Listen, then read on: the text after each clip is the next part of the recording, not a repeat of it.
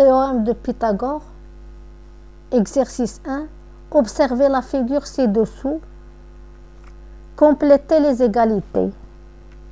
Pour l'égalité 1, on applique le théorème de Pythagore au triangle ABC, rectangle en B.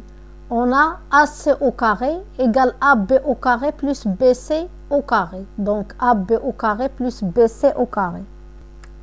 Pour l'égalité 2, on a BC, la longueur de l'hypoténuse, DB, la longueur d'un des côtés de l'angle droit.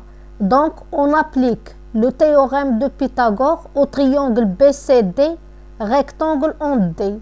On a BC au carré égale DB au carré plus DC au carré. Donc, c'est plus DC au carré. Pour l'égalité 3, on a DE, la longueur d'un des côtés de l'angle droit. Donc, on applique le théorème de Pythagore au triangle CDE, rectangle en D. On a CE au carré égale DE au carré plus DC au carré. CE au carré, DC au carré. Pour la quatrième égalité, AF est la longueur d'un des côtés de l'angle droit. Donc, on applique le théorème de Pythagore au triangle AFB, rectangle en A. On a FB au carré égale AB au carré plus AF au carré. Donc, c'est BF au carré égale AB au carré plus AF au carré. Exercice 2.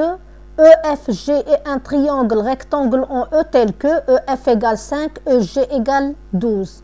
Calculez FG. Il est demandé de calculer la longueur de l'hypoténuse. En appliquant le théorème de Pythagore au triangle EFG, rectangle en E, on a FG au carré égale EF au carré plus EG au carré. Application numérique, FG au carré égale 5 au carré plus 12 au carré. 5 au carré, c'est 25. 12 au carré, c'est 144. Donc, FG au carré égale 169. Pour trouver le nombre positif dont le carré est 169, on utilise la calculatrice, on calcule racine carrée de 169. On trouve 13. Donc, FG égale 13. Exercice 3. ABC, un triangle rectangle en B. Il est demandé de calculer la longueur du côté AB, un des côtés de l'angle droit.